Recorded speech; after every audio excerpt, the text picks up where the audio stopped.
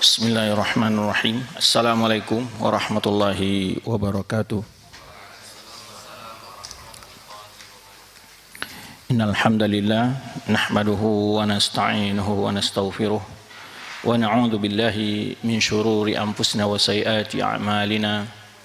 May yahdihillahu fala mudilla lahu wa may yudlil fala hadiya lahu. Asyhadu an la ilaha illallah wahdahu la syarika lahu wa asyhadu anna Muhammadan abduhu wa rasuluhu la nabiyya ba'da. Ya ayyuhalladzina amanu taqullaha haqqa tuqatih wa la tamutunna illa wa antum muslimun. Ya ayyuhan nasu taqu rabbakumul ladzi khalaqakum min nafsin wahidah wa khalaqa minha zawjaha wa batha minhuma rijalan katsiran wa nisaa'a wattaqullaha alladzi tasaaluna bihi wal arham innallaha kana 'alaikum raqiba. Ya ayyuhalladzina amanu taqullaha wa qulu qawlan sadida yuslih lakum a'malakum wa yaghfir lakum dhunubakum wa may yuti'illaha wa rasulahu faqad faza fawzan 'azima.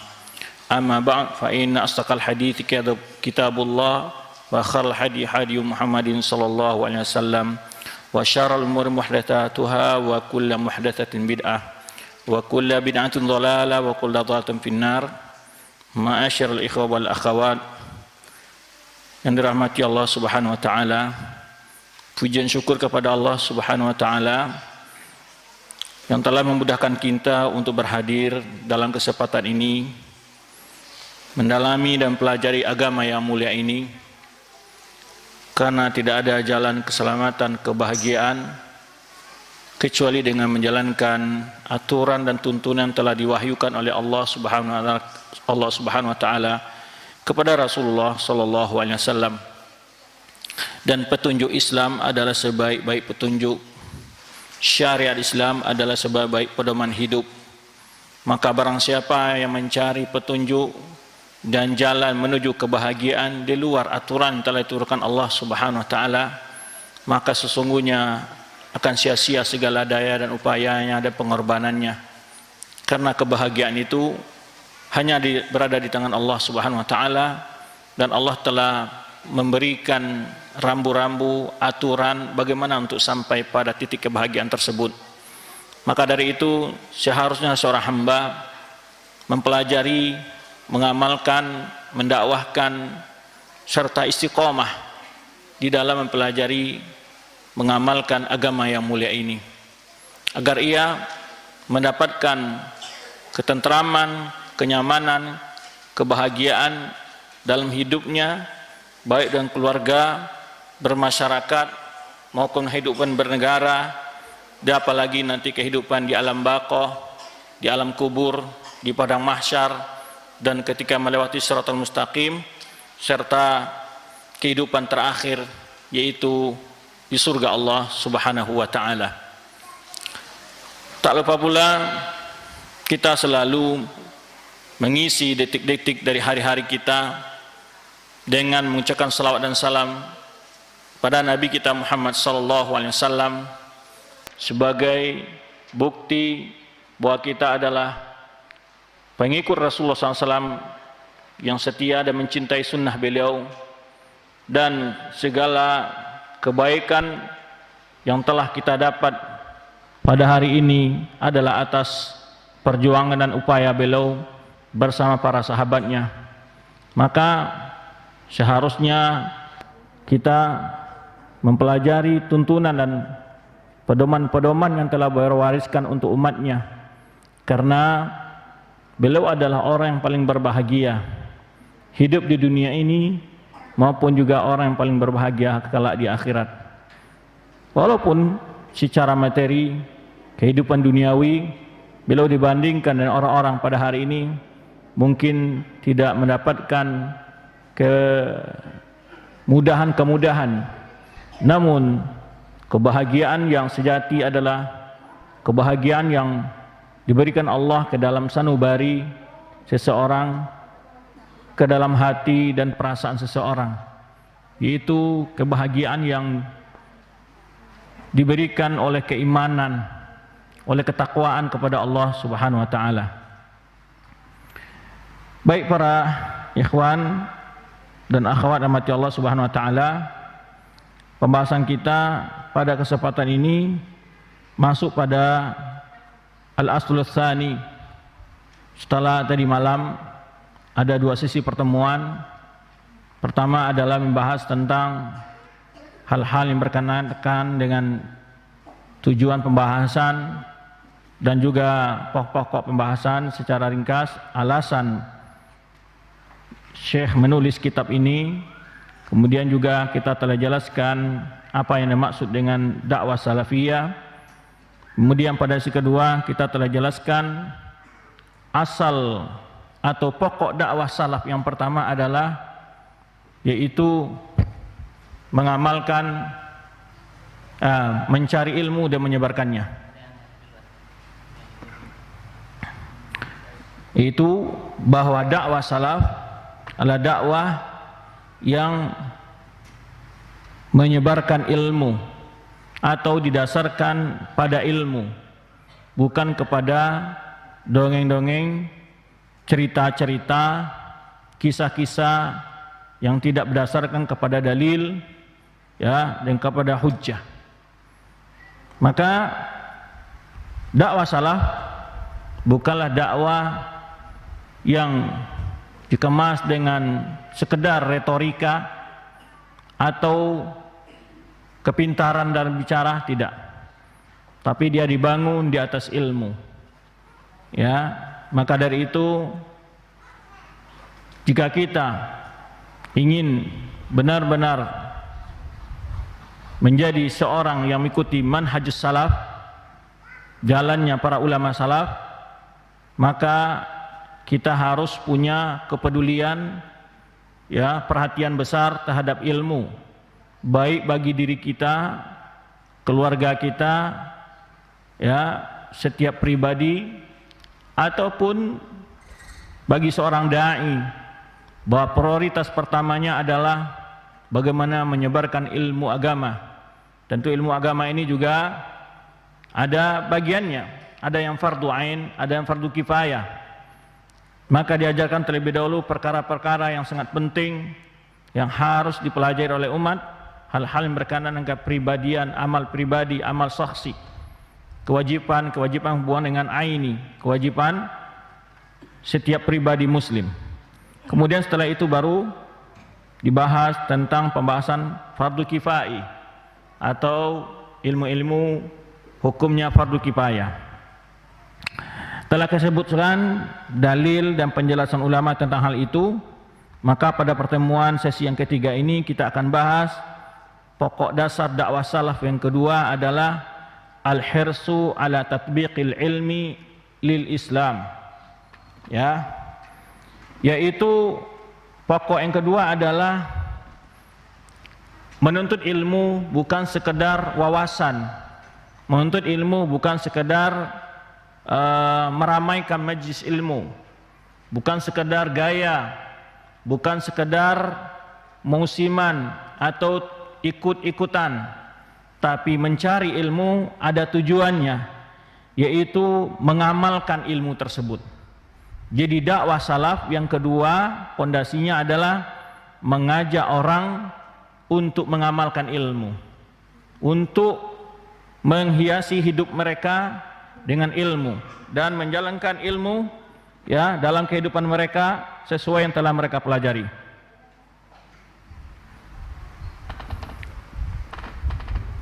Maka dari itu, ya, bagaimana para ulama salaf, jika kita mentauladani mereka, mereka adalah orang-orang yang al-hirs, orang-orang yang sungguh-sungguh di dalam mengamalkan agama ini. Karena tidak adalah artinya seseorang memiliki ilmu kalau tidak diamalkan. Dia tidak akan merasa pamannya seseorang pintar punya teori dalam masak rendang atau bikin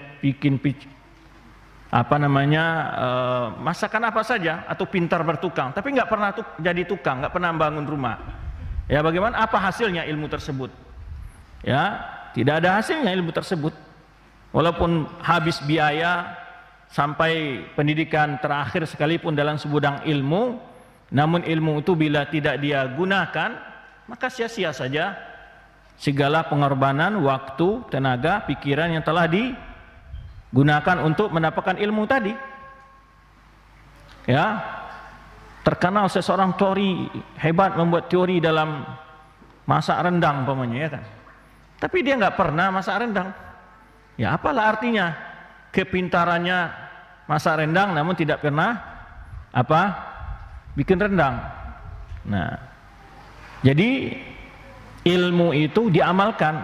Di sana kita akan merasakan keindahan Islam, kenikmatan dari ilmu tersebut.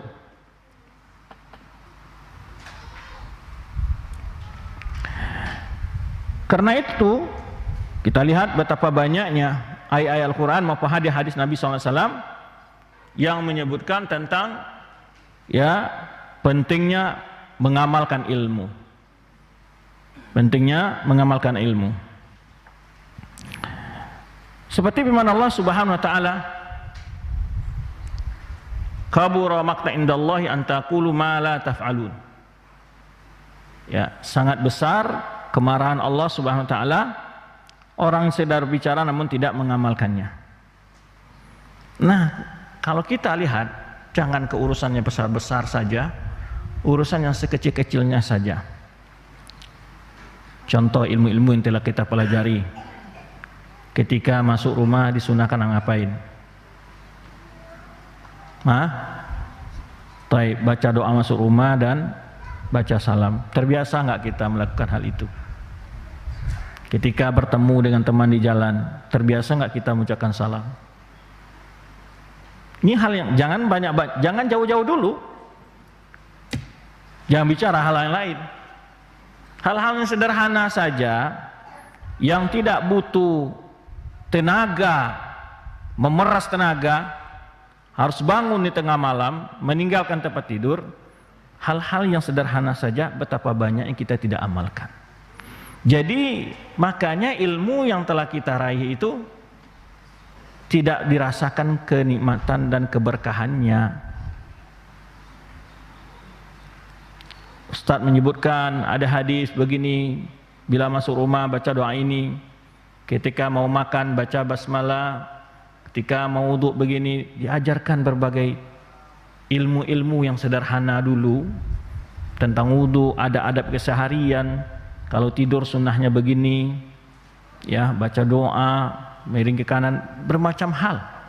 Kalau masuk toilet, dulukan langkah kiri, kemudian baca doa. Pernahkah ilmu-ilmu yang sederhana ini dicoba diamalkan? Ilmu yang sederhana-sederhana dulu. Ya, apalagi sudah belajar kejujuran dalam berkata, amanah ketika menerima tanggung jawab, tepat dalam berjanji, ya, tidak mengulur-ngulur ketika bayar hutang, hindarilah mengumpat, hindarilah bergunjing, hindarilah namimah, hindarilah adu domba. Gimana kita dengan ilmu ini? Bagaimana kita dengan ilmu ini? Terus sekarang coba kita renungi saja gitu loh. Saya sudah belajar banyak, tapi sampai mana prakteknya dalam kehidupan sehari? Maka ibaratnya kita itu, ya, kalau dalam peribahasa orang Arab kan nyebutkan, ya,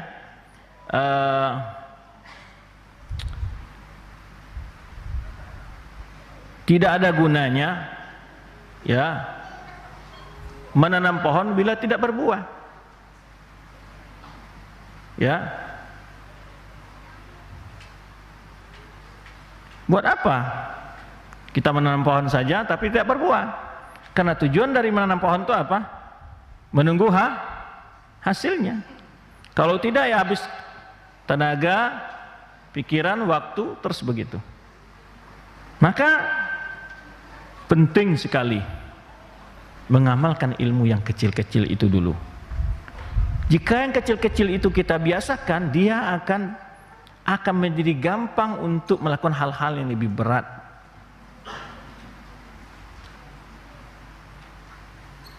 Ya, kita wudhu umpamanya, kadang-kadang kita kan buru-buru ya, wudhu gitu. Coba bismillah, ikuti sunnah, coba antum praktekkan ilmu yang telah antum pelajari, sunnah-sunnah dalam berwudhu, sunnah-sunnah salat, antum lakukanlah.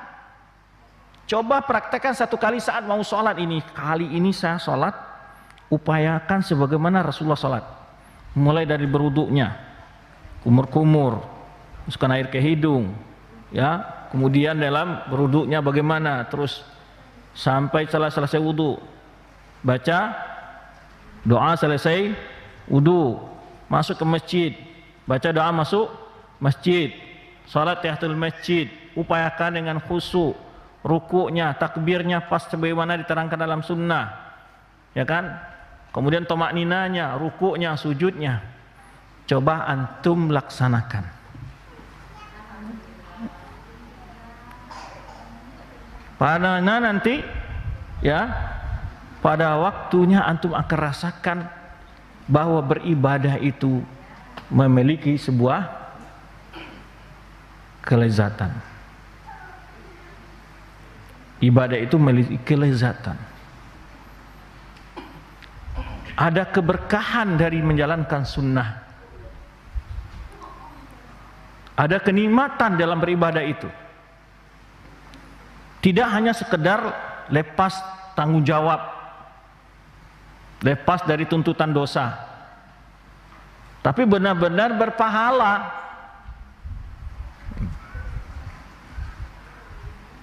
Salat bukan sekedar menggugurkan kewajiban salat, tapi benar-benar diberi pahala ketika melaksanakan salat itu, dan memang mendapatkan keberkahan dari ibadah. Jadi ngalap berkah itu nggak cium tangan kiai doang ya, atau ngusap-ngusap sorban kiai, atau apalagi cium tangan orang gila yang dianggap wali, ya kan? Atau air putih yang sudah diliurin sama walinya gitu. Nggak pernah ini dilakukan di masa sahabat Nabi SAW. Ya, maka kalau tidak belajar dan tidak mengamalkan ilmu, kita tidak akan merasakan bagaimana rasanya, nikmatnya berilmu. Maka ya tadi kita gambarkan, ada orang yang punya ilmu tertentu tapi nggak pernah dia praktekkan, ya nggak ada gunanya. Tamat dari sekolah pertanian, dia nggak bertani. Tamat di jurusan perikanan, nggak pernah punya kolam, gimana? Ya kan, nggak punya kolam, cuma teori doang. Inilah yang banyak.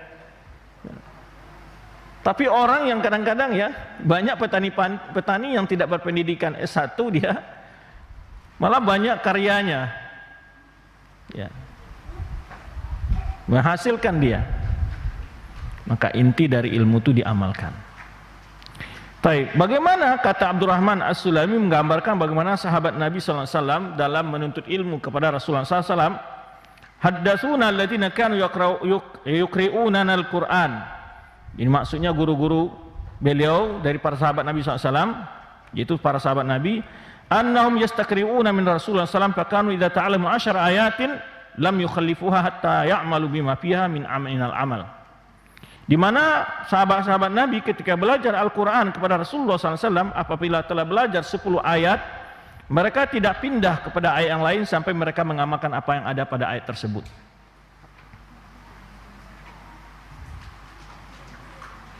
Begitu kesungguhan sahabat dalam beramal. Ya. Fata'allamna al-Quran wal amal jami'an. Jadi Abdurrahman As-Sulami seorang tabi'in dan dia mengambarkan, demikian pula kami, ya, kalau belajar nggak lewat 10 ayat kecuali kami mengetahui ilmunya dan mengamalkannya. Demikian ya para generasi salaf di dalam mencari ilmu dan mengamalkannya. Kalau saya itu Allah Subhanahu wa taala tadi sudah disebutkan dalam surat Shaf ayat 2 dan 3. Ya ayyuhalladzina amanu lima taquluna ma la taf'alun. wahai orang-orang iman, kenapa kalian mengatakan sesuatu yang tidak kalian lakukan? Kabura maqta indallahi an taqulu ma la taf'alun. Amat besar kemarahan di sisi Allah SWT bahwa kalian mengatakan sesuatu yang kalian tidak mengamalkannya.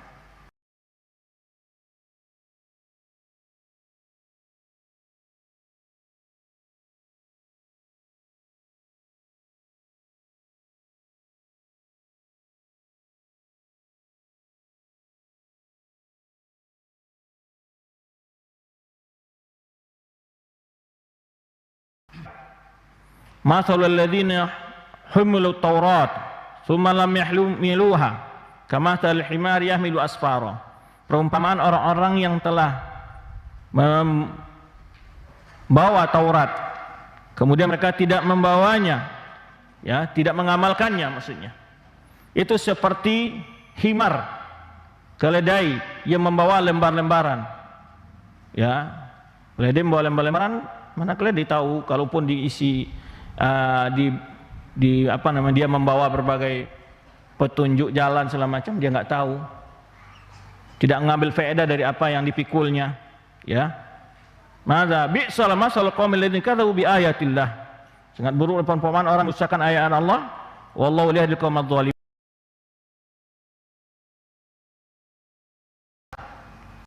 Itu ahli Taurat yang mereka sekedar hanya memegang Taurat saja, tidak mengamalkannya. Disepertikan seperti apa? Keledai yang membawa lembaran-lembaran, ya, yang penuh dengan berbagai tuntunan, pedoman, penjelasan, keterangan, ya nggak dapat apa-apa dia. Hanya yang dapat apa dia?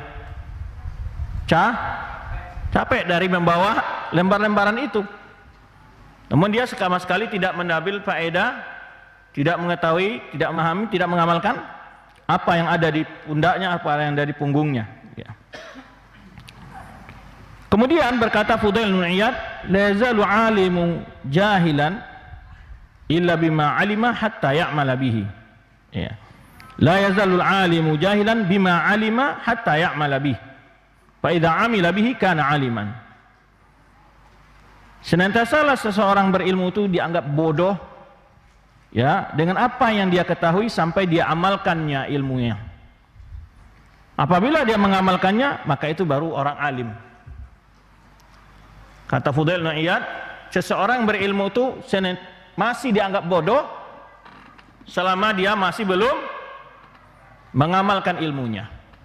Kalau diamalkan ilmunya, barulah dia dikatakan alim. Baik. Maka dakwah salaf tu'na bihadzal asal wa tar'ahu. Dakwah salaf sangat peduli dengan hal ini. Maka sangat disedihkan kadang-kadang ada sebagian, ya, pendakwah ketika berhutang, ya, atau kadang-kadang suka minjam uang ke jamaah-jamaah tapi uang jamaah enggak dibayar. Kemana ilmu yang diajarkannya? Seharusnya dia itu adalah sebagai tauladan bagi para jamaah. Justru dia memberikan perseden buruk terhadap dakwah ini, yang membuat orang menilai, ya, doa dai-dai yang lain sama seperti dia, dan akhirnya orang menjauh dari dakwah ini. Ya, kadang-kadang kerjasama dengan donatur dan yang ikut kajian, terus setelah itu terjadi penipuan, kecurangan. Bagaimana mengamalkan ilmu? Ilmu harus diamalkan. Ataupun jika mengelola lembaga dakwah tidak amanah dengan mengelolanya, ya, terutama apalagi masalah laporan keuangan dan seterusnya, ini sangat berbahaya bagi seorang dai, karena akan berefek terhadap dakwah itu sendiri. Maka hendaklah kita, itu juga kita yang sudah belajar ini harus diamalkan amalnya di tengah masyarakat. Kadang-kadang malah jangan sampai kita orang yang dilihat setiap setelah belajar justru yang terlihat dia itu tidak mempunyai akhlak yang baik. Semakin bertambah ilmu kita, hendaknya semakin nampak perubahan dalam pergaulan sehari-hari kita. Ketika lewat di depan orang, apalagi kalau di Minang kan, Pak permisi, misida, pang lewat, Assalamualaikum. Hal-hal yang kecil ini antum mengeluhkan pamannya, masyarakat menganggap kita begini dan begitu. Coba antum rubah akhlak antum. Jangan pedulikan omongan mereka, tapi antum contohkan kepada mereka yang terbaik. Tetap beri salam, ya, suka beri senyum kepada mereka, ya, suka menegur. Mereka akan melihat sesuatu yang berubah. Sehingga orang berjenggot tuh orangnya ramah-ramah, orangnya suka penolong, orangnya jujur, orang tuh kalau jualan suka kasih juga kortingan gitu. Akan banyak efeknya dalam dakwah jika kita mengamalkan ilmu ini dalam keseharian kita. Ya kan? Jangan kalau bawa motor ngebut-ngebut, apalagi kalau di gang-gang jalan kecil. Ya, ingat. Karena sensitif sekali. Tapi kalau preman, ya pakaiannya bagaimana-gimana, bawa motor ogal-ogalan, nggak akan dipedulikan orang. Tapi kalau antum yang dilihat orang sering ke masjid, salat jamaah, tidak berperilaku dengan sopan santun, menjadi perhatian, gitu. Maka kita harus mengamalkan ilmu yang kecil-kecil tadi itu. Tegur sapa, salam. Ya. Ada nampak orang kesulitan ngangkat barang, berhenti sejenak, bantu dia. Ya. Ada orang mau jebrang, kasih jalan dia. Coba kalau ini dilakukan dalam kehidupan di masyarakat, ya, mereka akan terkagum-kagum dengan antum bagaimana akhlaknya. Maka bertetangga juga begitu, ya. Maka seandainya kita berusaha maksimal dan mengamalkan ilmu, insya Allah dakwah pun akan jadi mudah di tengah masyarakat. Taib. Lalu setelah itu beliau sedikit mengkritik bagaimana anak-anak muda. Falau anna syababana waffaqahumullah qamu bihadzal asal. Nah, seandainya generasi muda, anak-anak muda kita ini, semoga Allah beri taufik kepada mereka melaksanakan hal ini, sungguh mereka akan selamat dari terjerumus ke dalam berbagai macam bentuk hal-hal yang tidak urusan mereka, yang enggak urusan mereka. Betapa banyak sekarang waktu-waktu anak muda kita dihabiskan untuk sesuatu yang tidak jelas, bahkan membahayakan diri mereka sendiri. Tontonan yang mereka dapat melalui media-media sosial, berita-berita yang mereka dapat melalui media-media sosial, penuh dengan provokasi, ya, adu domba, informasi yang penuh kebohongan dan segala macamnya.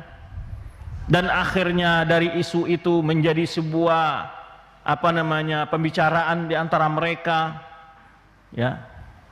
Sibuk membicarakan urusan-urusan yang sifatnya itu bukan urusan dia.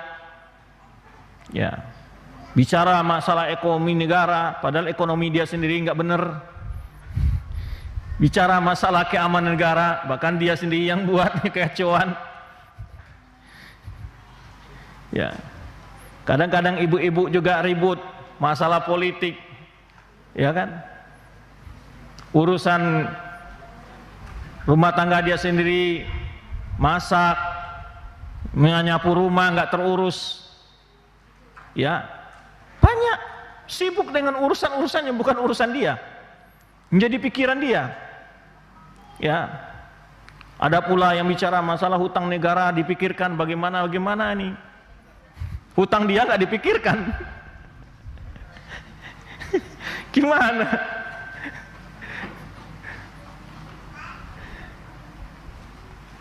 Maksudnya apa? Lakukan dululah yang berguna bagi dirimu dulu. Ya kan? Jangan sampai utang negara terbayar, untuk kamu nggak terbayar nanti. Jadi kadang-kadang ini yang banyak dalam hidup kita. Ya, kita bicara sini A, B, C semua, tapi yang urusan sendiri tidak diperhatikan. Makanya kata Rasulullah SAW, min husni Islamul mar'i, ya, min husni Islamil mar'i tarkuhu ma la ya'ni. Islam, indikasi Islam seseorang yang baik itu adalah dia meninggalkan yang bukan urusannya. Karena semua sudah ada yang mengurus. Ya, jangan sampai urusan kita terlantar, urusan orang diurus.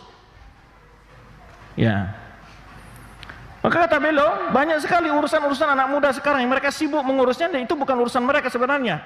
Mudhayya'atan lil waqt, membuang-buang waktu. Seperti kaistighal bitatabu'i siyasat, seperti kesibukan mengikuti perkembangan politik. Ya. Wa kad da'wati ila tafakkur fiha ila jami'in nas wa nahwi dzalik. Ya. Berfikir, mengajak dan segala macamnya. Mengajak orang untuk ya memperhatikan ini dan itu dalam urusan-urusan yang sifatnya sudah ada bagian yang mengurus hal seperti itu. Ya. Urusan ini bukanlah urusan penuntut ilmu, kata beliau. Ini adalah kekhususan para pejabat negara. Min ikhtisasi ulatil amr, urusan pejabat negara, urusan penegak hukum. Ya.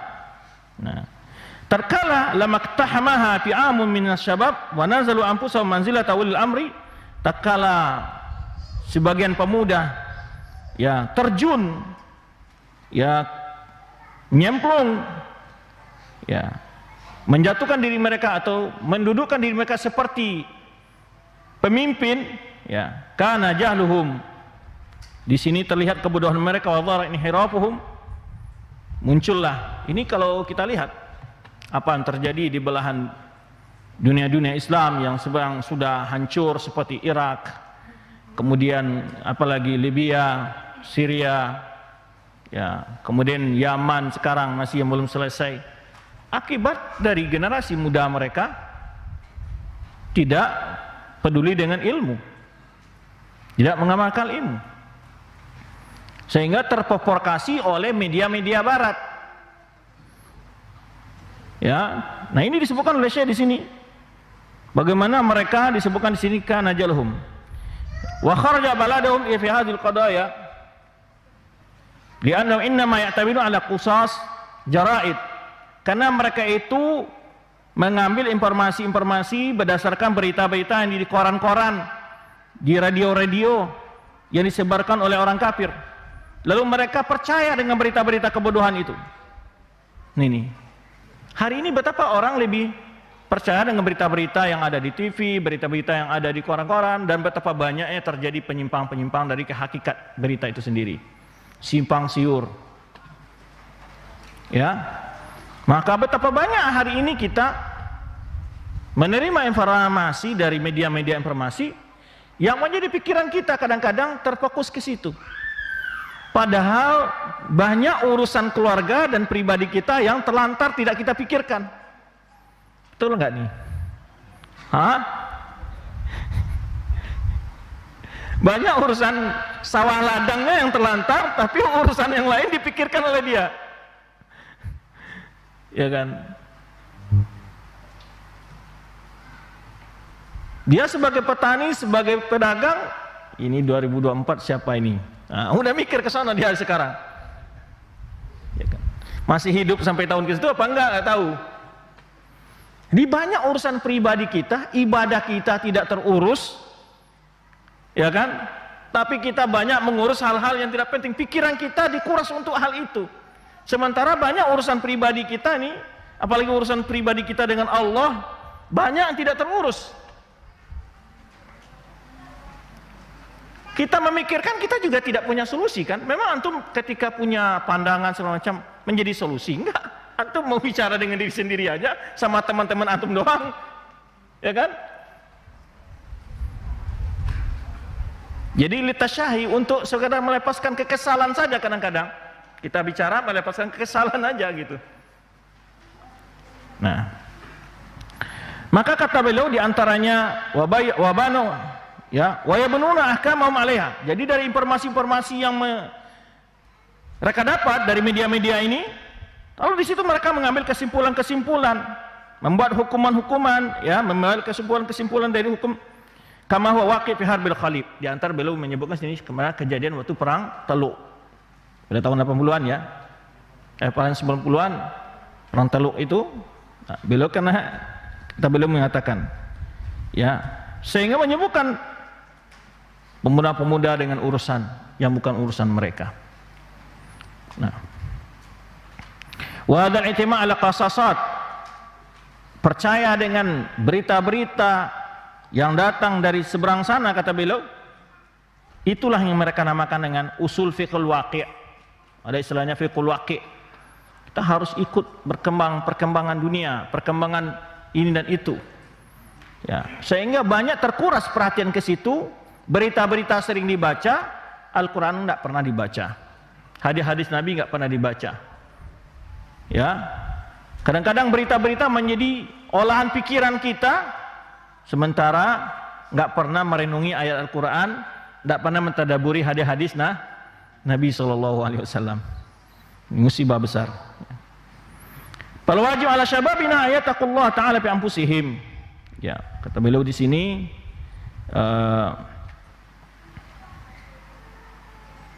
kewajiban atas pemuda-pemuda kita adalah agar mereka bertakwa, takut kepada Allah, ya, menjaga diri mereka dari azab Allah Subhanahu wa taala. Hendaklah mereka menyibukkan diri mereka hal-hal yang bermanfaat bagi mereka, baik urusan dunianya maupun akhiratnya.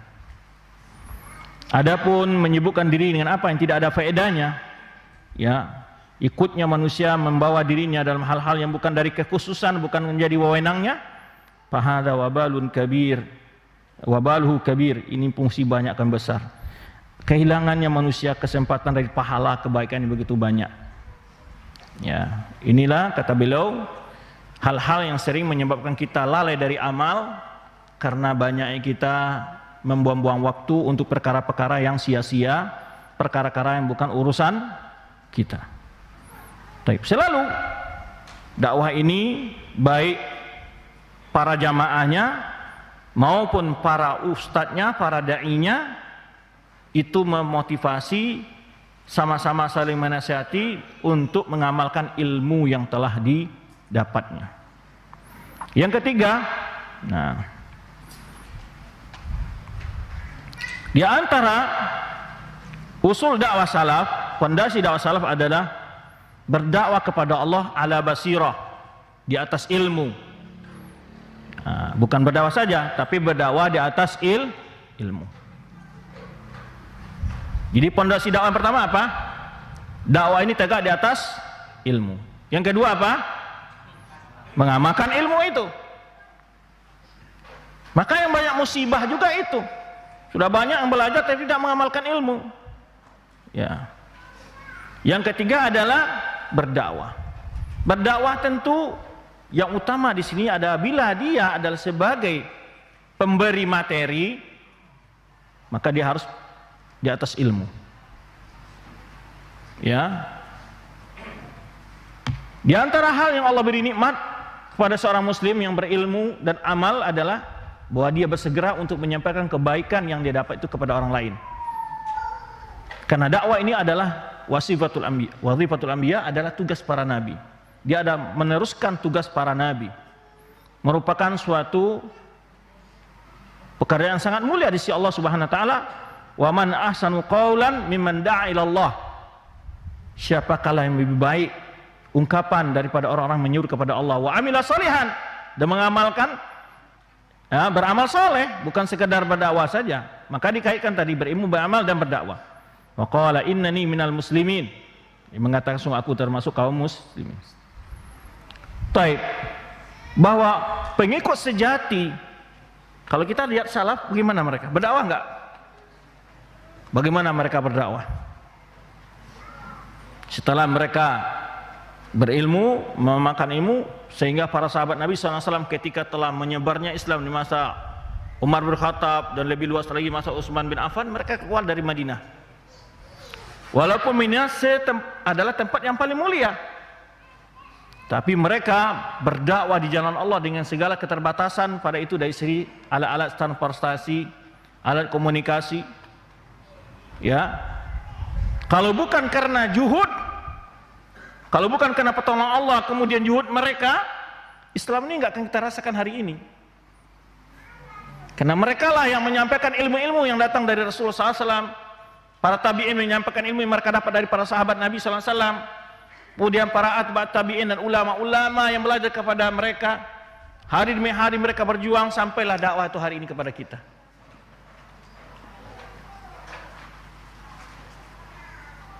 Ya, maka usul dakwah salaf yang ketiga adalah mereka berdakwah di atas ilmu. Nah, kemudian mana dalilnya ini? Pertama kata Allah SWT dalam surat Yusuf ayat 108, Qul hadhi sabili ad'u ila Allahi ala basiratin ana wa man ittaba'ani wa subhanallahi wa ma ana minal musyrikin. Qul hadhi sabili, katakan Muhammad kepada umatmu, inilah jalanku. Apa jalan Rasul? Ad'u ila Allah, aku menyeru kepada Allah. Ala basirah, di atas ilmu. Maka dalam dakwah ini butuh dukungan sarana dan prasarana. Ya, ustadz memang punya ilmu, kalau tanpa dukungan sarana prasarana tentu dia berdakwah hanya sebatas kemampuan saja. Maka kun da'iyah, jadilah pendai sesuai dengan kemampuan kita. Ada yang berdakwah melalui hartanya, ada yang melalui kedudukannya, ada yang melalui doanya. Ya, doakan agar para ustaz-ustaz diberi keistiqomahan dalam berdakwah, kesabaran, keikhlasan. Sudah bagian dari bentuk antum ya ikut dalam mendukung dakwah ini. Karena pengikut Rasulullah SAW yang sebenarnya disebutkan ayat tadi, surah Yusuf ayat 108, Qul hazi sabili, katakan Muhammad, inilah jalanku. Ad'u ilallah, menyeru kepada Allah ala basirah, di atas ilmu. Ana wa manittaba'ani, aku dan pengikutku, ini jalannya. Jalan Al-Quran ini jelaskan pengikut Rasulullah SAW adalah berdoa kepada Allah. Makanya ana wa manittaba'ani, ada ulama tafsir menyebutkan wa manittaba'ani ini kemana ke dhamir munfasil, ananya kembalinya, atafnya, atau kepada fi'il ad'u ilallah. Kan ada dua situ, ad'u ilallah, kemudian ana wa manittaba'ani, ala basirati ana wa manittaba'ani. Apakah maksudnya di sini ad'u ilallah ya, wa manittaba'ani atafnya ke sana, atau maksudnya adalah ala basirah? Para ulama mengatakan bahwa pengikut Rasulullah SAW itu adalah orang berdakwah di atas ilmu. Pengikut Rasulullah SAW yang benar-benar adalah al-ulama wa du'a, orang yang berilmu dan orang yang berdakwah. Maka ataf sini adalah Qul hadi sabili, dikatakan benar, inilah jalanku. Ad'u ilallah, aku menyuruh kepada Allah, ala basirah, di atas ilmu. Ana wa manittaba'ani, aku dan pengikutku. Ya, kata Rasulullah SAW yang diperintahkan Allah SWT untuk sampaikan kepada, dan tidak sedikit motivasi dari Rasulullah SAW ya, maupun dalam ayat Al-Quran yang tadi kita bacakan ya, wal takum minkum ummati yad'una ila khair. Ini maksudnya apa? Hendaklah ada di sekolah di antara kalian yang selalu mengajak kepada kebaikan. Kuntum khairu ummatin ukhrijat lin-nasi ta'muruna bil ma'ruf wa tanhauna 'anil munkar. Kalian sebaik-baik umat yang dikeluarkan untuk umat manusia ini. Ya, tapi gimana? Profesinya umat yang baik itu adalah yang selalu mengajak kepada yang ma'ruf, mencegah dari yang. Ini maksudnya profesi dakwah semua. Maka kita berdakwah jika punya ilmu dengan ilmu. Minimal berdakwah dengan akhlak bagi yang telah belajar. Ya. Berdakwah dengan akhlak, perilaku, baik para ummahat dengan para ibu-ibu, ya, dengan bahasa yang sopan, menegur sapa. Sering saya kritik kadang-kadang ketika ada pengajian, lalu ada jamaah yang baru datang, baru pengen dengar kajian, ya. Kadang-kadang di antara ikhwan atau sebagian ummahat atau akhwat, kadang-kadang ketika orang baru itu tidak didekatin, dia duduk sendirian di pinggir sudut atau di mana, tidak ditegur, tidak disapa. Tidak demikian. Enaknya ketika kita melihat ada wajah-wajah baru, kita dekatin, Pak dari mana, naik apa dari kesini. Ya, ketika ada pembagian minuman atau air mineral, didahulukan dulu dia, ya kan? Ya, Pak silakan. Dia akan merasa ketika hadir ke majelis ini mendapat sahabat baru, mendapat ketenangan. Dan itu pada kali kedua dia akan rindu hadir. Kapan perlu tukar nomor HP, nanti ketika ada kajian tabligh akbar atau kajian rutin, Pak silakan datang, ini kita ada kajian hari ini. Bu silakan datang, hari ini kita juga ada kajian. Hal yang sepele sebenarnya, hal yang ringan sebenarnya. Tapi kadang-kadang kita berat melakukannya. Maka cobalah berbaik dengan tetangga kita. Kadang-kadang diajak, pagi ini ikut, diajak pemanya boncengan, ikut kajian sekali-kali. Atau kalau ada anak mudanya, anak SMP pemanya tetangga kita, diajak, Muhammad, atau Tolha atau siapa namanya, ya kan, ikut paman yuk, gitu kan. Mana kajian yuk, anak-anak kecil kita ajak. Jadi itu akan berpengaruh sekali, ya. Apalagi kalau kita terbiasa memberi hadiah ke tetangga kita, ya, tegur sapa dengan ketika lewat dengan ibu-ibu, baik para akhwat pemanya, Bu misi ya, kalau dia bawa barang keberatan, Bu buat sini saya bawa kantongnya keberatan. Cobalah suasana ini dibawa dalam dakwah kita.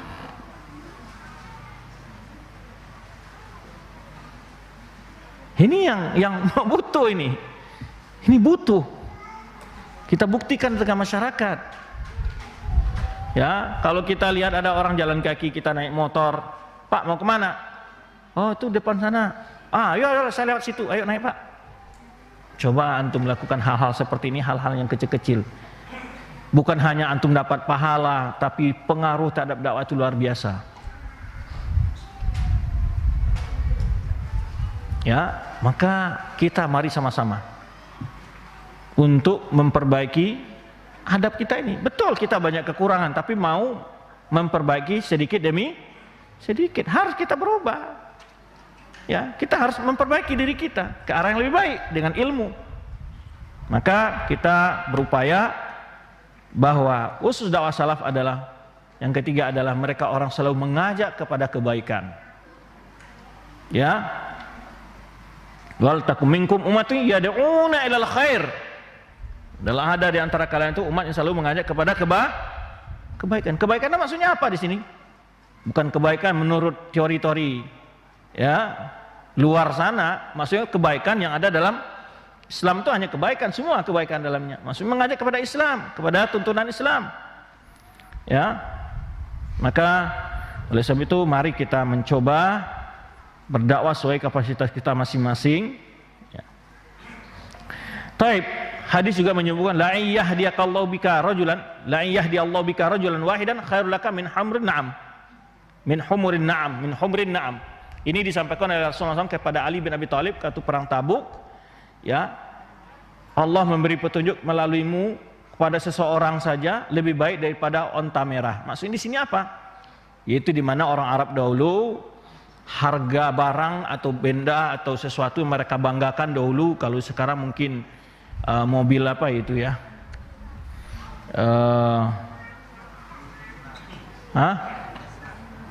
Yang paling mahal mobil Ferrari itu apa ya? Jadi dulu kalau mereka punya unta besar merah gitu, tuh lambang sebuah kemewahan gitu.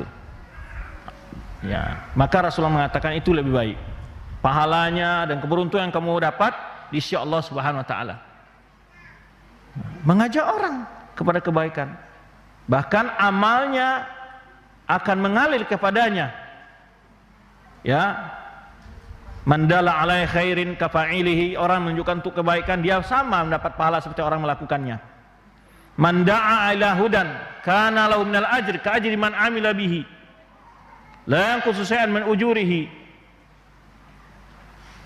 Ya, orang mengajak kepada petunjuk, lalu ada yang mau mengikuti apa yang dia sarankan tadi, maka dia dapat pahala sesuai dengan pahala orang itu, tanpa mengurangi pahala yang mengamal sampai hari kiamat. Loh, antum ada nggak punya investasi, jual barang, keuntungannya nggak pernah putus?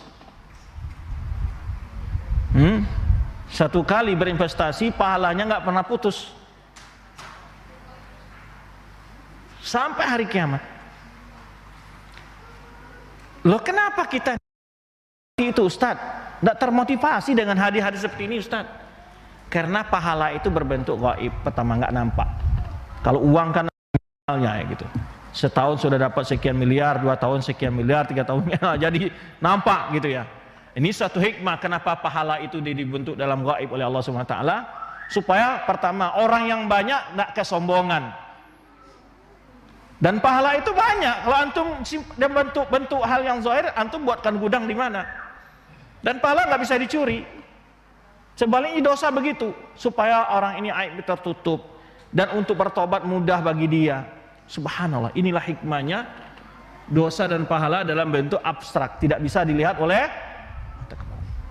Nah, karena kita ini lebih banyak imannya kepada yang gaib itu lemah, ini yang menyebabkan kita tidak melihat itu suatu hal yang penting. Karena itulah di awal surah Al-Baqarah, alladzina yu'minuna bil ghaib, orang-orang yang yakin dengan yang gaib. Di antara yang gaib itu adalah adanya pahala, adanya karena nampak gaib. Nah, kelemahan iman kita kepada yang gaib inilah membuat mengurangi motivasi kita untuk terjun langsung kepada beramal yang begitu pahalanya tidak terhingga itu.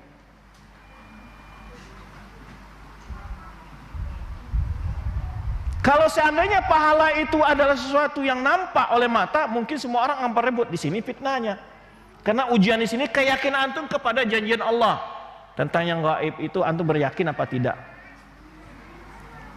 Makanya ketika orang beriman setelah terbitnya matahari dari barat, baru dia beriman, diterima nggak imannya? Enggak. Karena dia sudah nampak. Nggak ada lagi ujian untuk beriman kepada yang gaib itu. Kalau sudah nyata neraka, baru minta kembali ke dunia, nggak ada artinya. Karena ujiannya di situ. Maka karena lemahnya kita mengamalkan amal-amal soleh ini, keyakinan kita terhadap yang pertama tadi dhaif, lemah.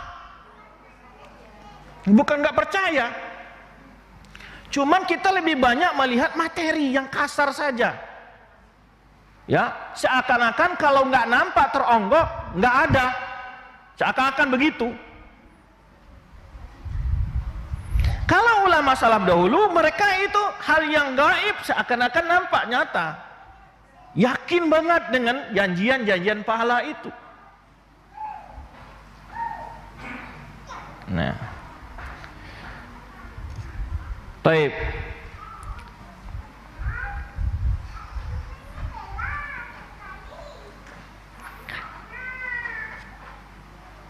Dari hal yang perlu diketahui, kata beliau, tidaklah disyaratkan bagi orang yang menyeru kepada Allah harus mengetahui semua hukum syar'i, tidak. Tetapi yang wajib baginya adalah mengetahui ilmu apa yang disampaikannya. Apa yang disampaikan harus tahu ilmunya. Di dalam menyampaikan ilmu juga kita sebutkan tadi, ilmu itu juga berarti ada ilmu yang sifatnya semua orang itu mungkin mengetahuinya. Ilmu-ilmu yang memang sudah mendasar, ilmu-ilmu yang sudah memasyarakat. Ilmu-ilmu yang memang diketahui tentang wajibnya sholat, ada nggak orang nggak tahu tentang ilmu? Setiap muslim tahu tentang hal itu, ya kan tuh? Sama dengan ilmu-ilmu kedokteran juga, ilmu-ilmu lain itu. Ada ilmu kedokteran sekarang, ada masyarakat punya ilmu juga. Ketika sakit dia beli Panadol, ketika sakit kepala, diare beri ini. Itu kan ilmu umum, semua orang tahu. Kalau dia punya ilmu tentang itu, dia ajak. Sampai di mana ilmunya, sampai di situ dia ajak oleh dia. Tahu tentang haramnya riba, dia sampaikan. Ya, haram mencuri disampaikan, wajibnya sholat, wajibnya puasa, harus sholat berjamaah, dia sampaikan. Seperti itu. Dia mengajak. Maka kata Rasulullah SAW, balighu anni walau ayat, sampaikan dariku walau satu ayat.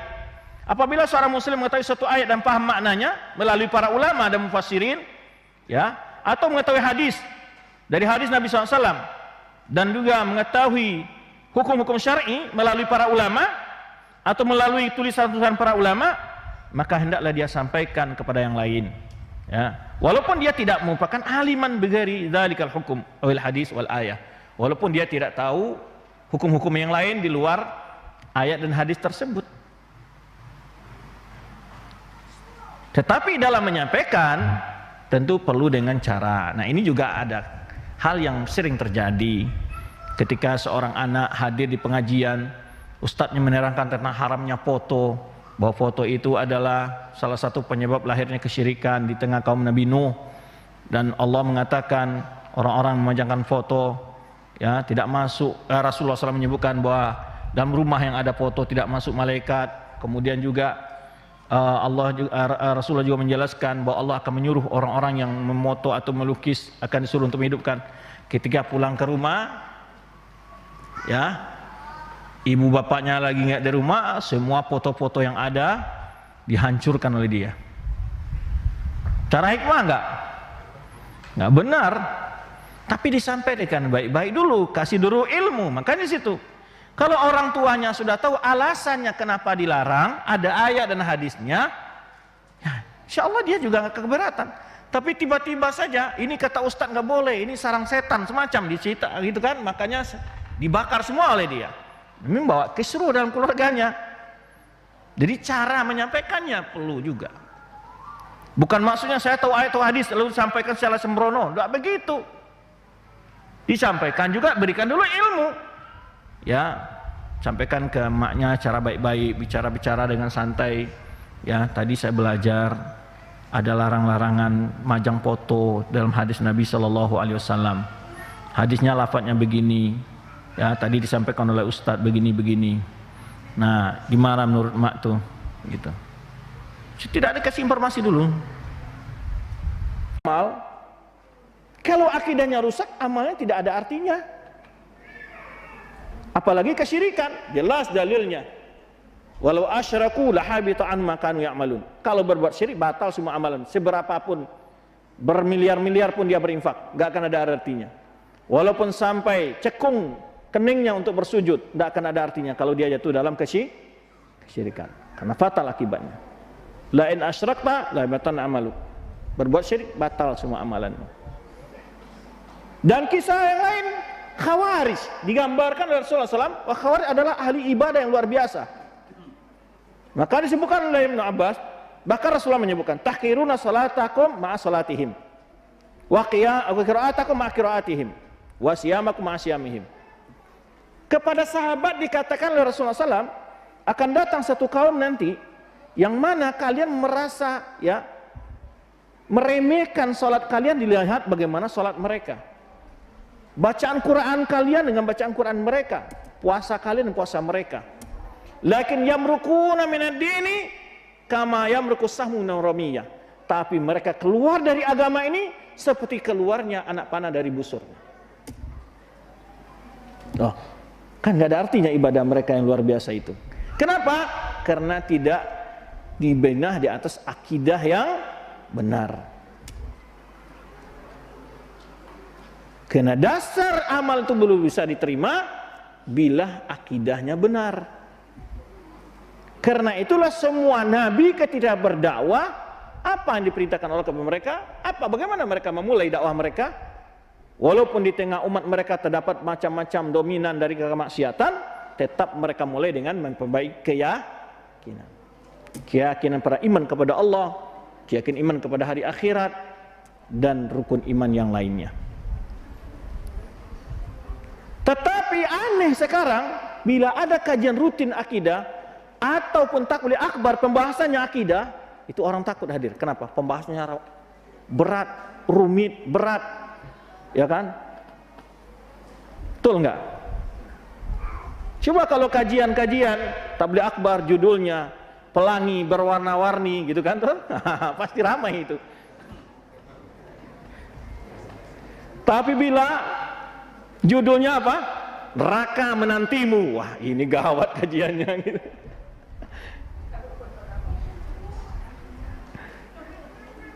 Ya, boleh dilihat. Ini salah satu tipu daya setan gitu. Menganggap bahwa kajian akidah itu kajian yang serius, kajian ini. Bahkan itu memang serius kajian. Karena masalahnya serius. Kalau akidah yang rusak, akibatnya fatalnya serius memang. Ya. Nah, ini catatan bagi kita. Jangan pernah merasa ya telah bermanhaj salaf bila belum mencintai kajian-kajian akidah, belum menjadikan porsi pelajaran akidah sebagai bagian terbesar dari dakwahnya. Bukan berarti dakwah aja terus akidah saja, karena akidah itu ada usulnya. Jadi maksud di sini adalah selalu ketika membahas masalah birrul walidain dikaitkan dengan akidah, selalu dibawakan nilai-nilai akidah untuk memperbaiki kerusakan-kerusakan yang ada.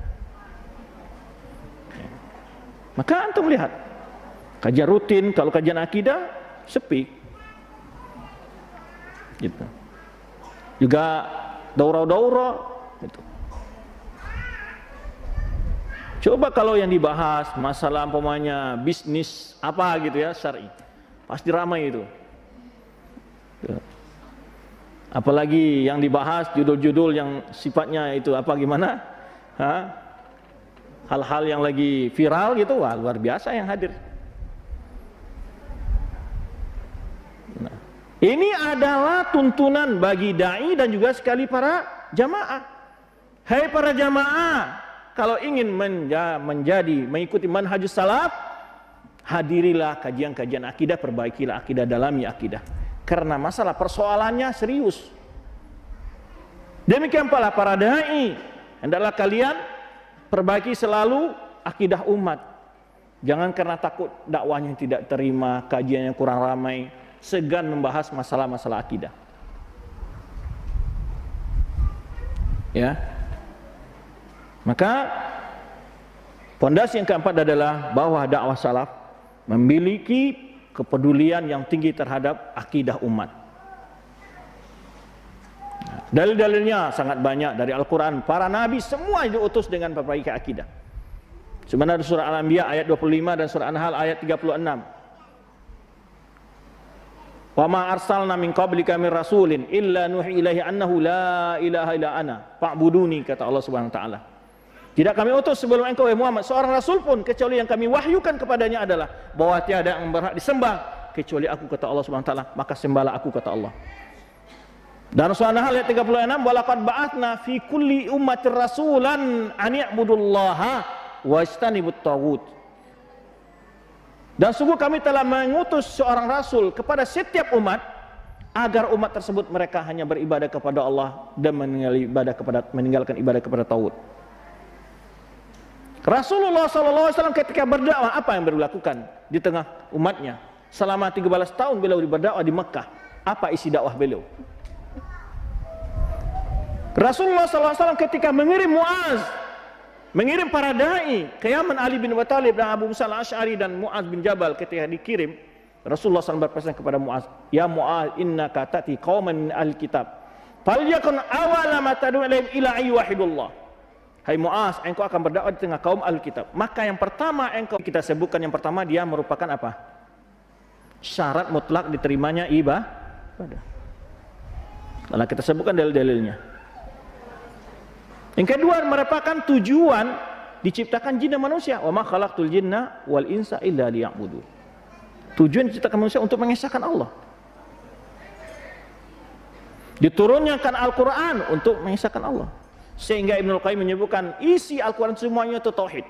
Imma dalil-dalil tentang wajibnya mengesahkan Allah dengan ibadah, atau dalil tentang mengharamkan berbuat syirik kepada Allah SWT, atau kisah-kisah tentang umat yang berbuat syirik kepada Allah dan balasan mereka di dunia maupun di akhirat kelak, atau kisah-kisah para penolong agama Allah, para penolong tauhid, baik di dunia di atas pertolongan Allah kepada mereka maupun di akhirat kelak keuntungan yang akan mereka raih. Atau bicara tentang hukum-hukum halal dan haram, maka itu adalah hukukut tauhid, kata Ibnu Qayyim. Hak-haknya tauhid. Kalau ada orang bertauhid, haknya apa? Dia harus beribadah. Ada orang bertauhid tapi tidak sholat, di mana bentuk tauhidnya? Kamu mentauhidkan Allah dengan ibadah, sedang ibadahnya nggak ada. Terus dengan apa dia mengesahkan Allah? Ya. Maka selalu dikaitkan banyak ibadah dikaitkan dengan tauhid. Ya ayyuhalladzina amanu, wahai orang-orang beriman, kutiba alaikumusiyam, diwajibkan atas kalian. Yang pertamanya apa dibahas? Ya ayyuhalladzina amanu. Dalam akhlak dikaitkan dengan tauhid, dikaitkan dengan akidah. Man kana yu'minu billahi wal yaumil akhir falyakun khairan aw liyasmut. Barang siapa yang beriman dengan Allah dari akhir, apa ini? Akidah. Hendaklah dia katakan kalimat yang baik atau lebih baik di man kana yu'minu bil yaumil akhir falyukrim dhaifa. Barang siapa yang beriman dengan Allah dari akhir, hendaklah dia muliakan tamunya. Man kana yu'minu bil yaumil akhir fala yu'dhi jarah. Barang siapa yang beriman dengan Allah dari akhir, jangan dia menyakiti tetangga. Dikaitkan. Karena akhlak bila tidak didasarkan kepada tauhid, kepada akhlak, kepada akidah, nggak ada nilainya. Apa bedanya Ustaz akhlak yang berasal kepada tauhid, pada akidah? Dia dasar motivasinya ikhlas kepada Allah, takut kepada Allah, atas perintah Allah. Kalau atas dasarnya untuk bisnis agar pelanggan senang datang ke kedainya, itu beda lagi. Makanya beda antara akhlak yang berdasarkan kepada iman dan akidah dengan akhlak yang didasarkan kepada tuntutan pekerjaan. Makanya pelayan-pelayan toko antum lihat, masuk ke supermarket antum disambut, selamat datang, silakan masuk. Betul nggak? Ramah sekali ya. Terus kalau antum udah mau keluar apa katanya? Terima kasih, silakan datangkan kembali, silakan datang kembali gitu ya. Coba kalau antum minta sedekah ke rumah dia, silakan datang kembali gitu.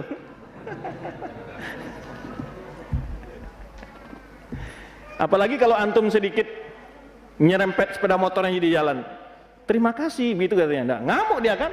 Pokoknya sudah lepas pakaian dinasnya itu, cobalah gimana akhlak aslinya nampak kan. Karena dia dasar tadi berakhlak mulia bukan karena memang sudah asli begitu akhlak iman dan akidah, tapi akhlak bisnis, akhlak untuk mendapatkan pekerjaan segala macam. Maka itulah bedanya. Memang orang-orang kafir banyak berakhlak baik, iya. Kenapa dia berakhlak baik? Untuk menjaga urusan dunianya. Betul itu. Banyak orang kafir yang jujur. Dia jujur bukan karena dasar apa? Berharap pahala kepada Allah, tapi agar dia dipercaya orang dalam maka beda ya akhi. Sangat berbeda. Ya. Jadi itu pengaruh akidah di dalam keseharian. Maka akidah itu bukan sekedar keyakinan, tapi dia adalah amal yang nyata juga. Dari akhlaknya, dari ibadah, dari sholatnya, dalam muamalahnya. Kalau orang beriman kepada Allah, dia nggak akan mungkin nipu. Maka tadi kita sebutkan, ayat-ayat bicara tentang halal dan haram sering dikaitkan dengan iman. Kenapa? Karena kalau antum melakukan tanpa keimanan, dia tidak menjadi amal soleh. Dia tidak menjadi amal soleh.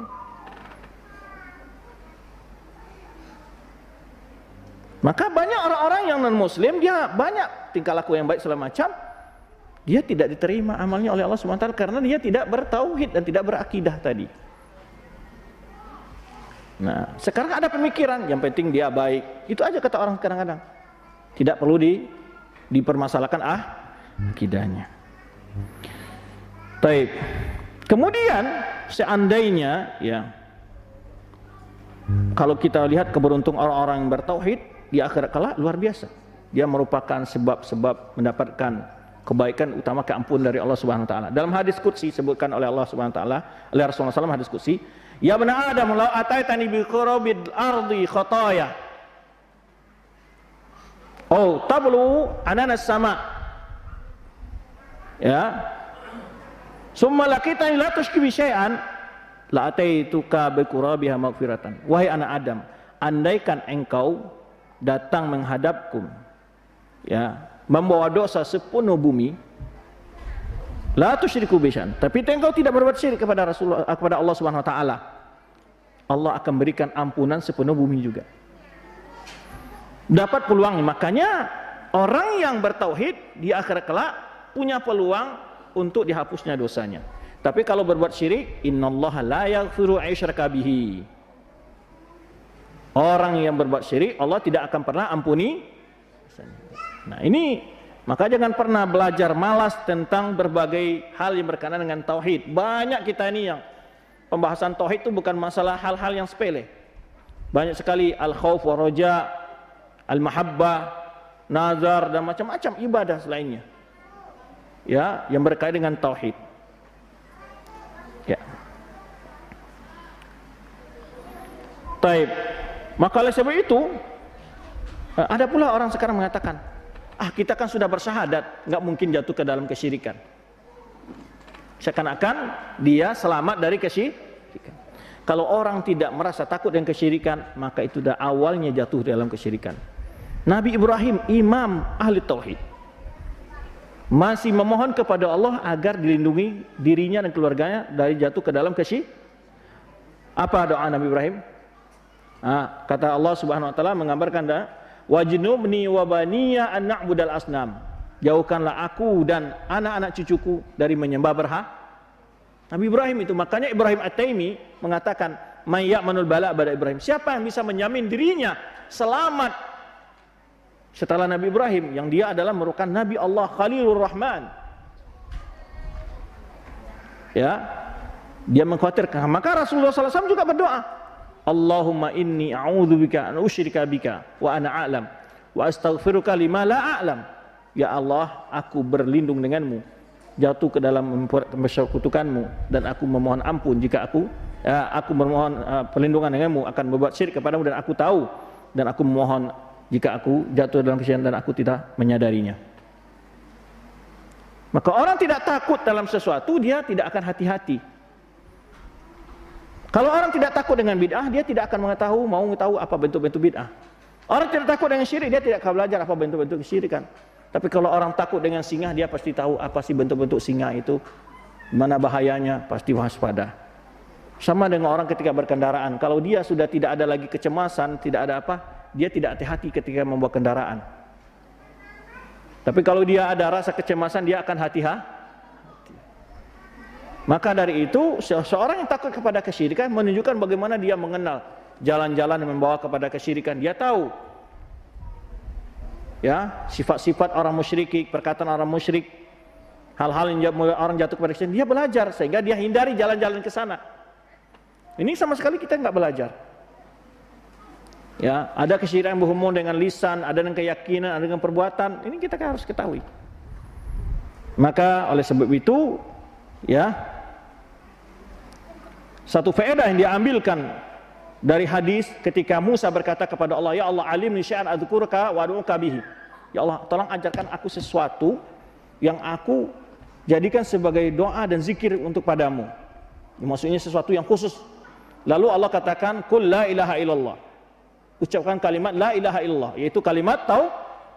Lalu Nabi Musa mengatakan, kullu ibadika yaquluna hadza. Semua hamba-hambamu mengatakan kalimat ini.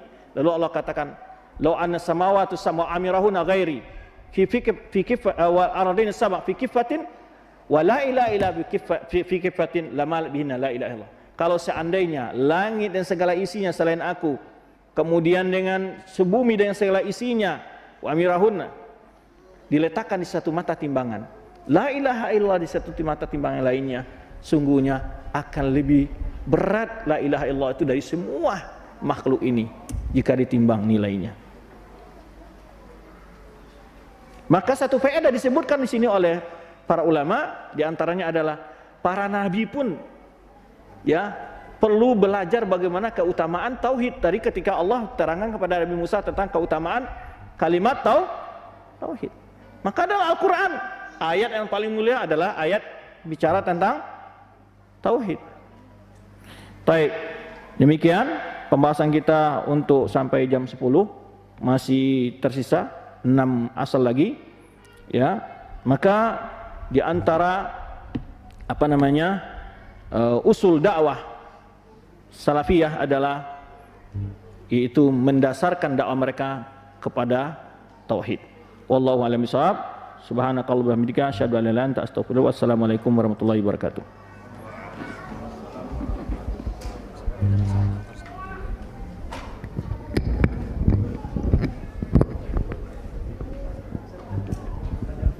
pengumuman untuk ikhwan dan akhwat peserta daurah manhaj. Insyaallah kita akan break istirahat sejenak kurang lebih 15 menit. Bagi bapak atau ibu yang ingin mencicipi minuman kopi, bagi yang bapak-bapak, adapun ibu-ibu teh bisa. Bapak kalau ingin minum kopi silahkan menuju pintu masjid bagian selatan. Ya, gunakan waktu istirahat ini dengan sebaik-baiknya. Syukran, jazakumullah khairan.